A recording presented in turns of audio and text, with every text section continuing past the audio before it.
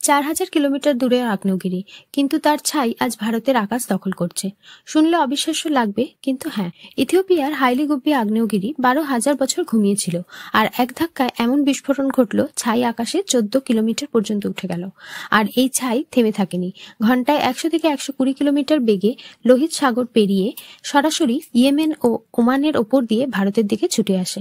গুজরাটের পশ্চিম ও দক্ষিণ দিক দিয়ে ছাই মেঘ ভারতের আকাশে প্রবেশ করছে, এখন আঘাত করছে রাজস্থান, দিল্লি এনসিআর, হরিয়ানা, পাঞ্জাবের দিকে। কিন্তু ভয় পাওয়ার মতো বিষয় হলো এই ছাইয়ের ভেতর আছে সালফার ডাই অক্সাইড এবং মাইক্রো রক পার্টিকেল, যা PM2.5 দূষণও তৈরি করতে পারে। তবে আইএমডি বলছে গ্রাউন্ড লেভেলে দূষণের খুব বেশি প্রভাব পড়বে না, কারণ শীতকালের বাউন্ডারি লেয়ার মাত্র 100 থেকে 300 মিটার।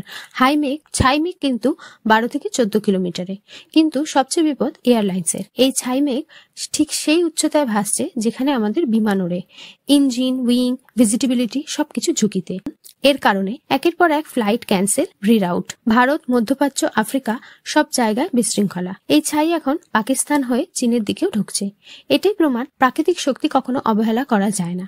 এই ধরনের আরো আপডেট পেতে সাবস্ক্রাইব করে পাশে থাকুন।